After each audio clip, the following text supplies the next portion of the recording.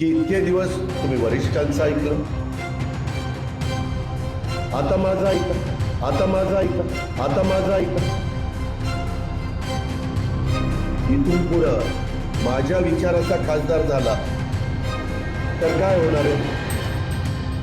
काका पुतण्याची लढाई आता थेट आमने सामने होणार आहे. बारामतीमध्ये पवार विरुद्ध पवार सामन्याची झलक आज पाहायला मिळाली.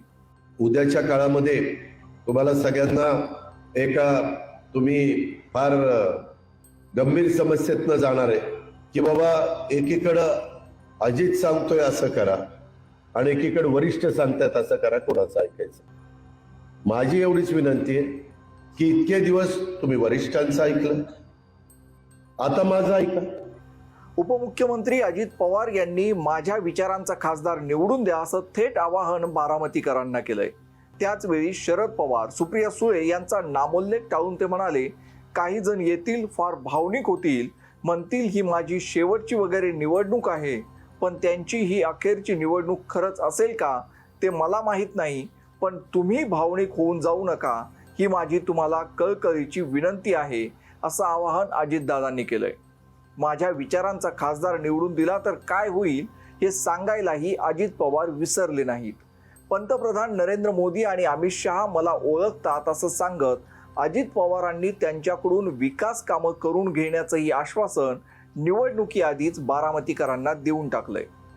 इथून पुढं माझ्या विचाराचा खासदार झाला तर काय होणार आहे? आज माझे खोटं नाही सांगत, माझे नरेंद्र मोदी साहेबांचे आणि अमित शहांशी चांगले संबंध आहेत.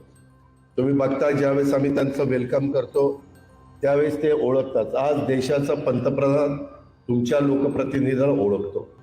उद्याच्याला आपल्या विचाराचा खासदार, मी म्हणेल तो खासदार निवडून दिला तर मी मोदी साहेबांना सांगेन, मोदी साहेब माझ्या लोकांनी तो खासदार निवडून दिला, आता ही कामं मी राज्य सरकारकडनं केलेली आहेत, काही कामं माझी केंद्रातनंच करणं गरजेचं आहे, ती कामं माझी झाली पाहिजे. माझी म्हणजे माझ्या बारामतीकरांची, माझ्या इंदापूरकरांची, माझ्या दौंडकरांची, माझ्या भोरवेल्ला मुळशीकरांची, माझ्या खडकवासलाकरांची, माझ्या पुरंदरवासियांची.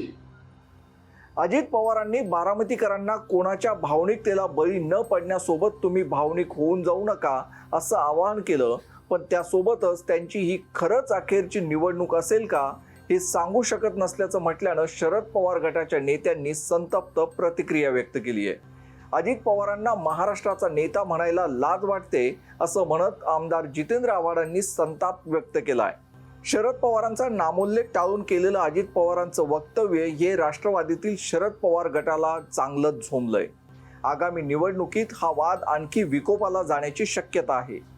तुम्हाला अजित पवारांच्या वक्तव्याबद्दल काय वाटतं ते तुम्ही कमेंट बॉक्समध्ये लिहून कळवू शकता. या संबंधीच्या अधिक बातम्या MyMahangar.com ला व्हिजिट करून तुम्ही पाहू शकता.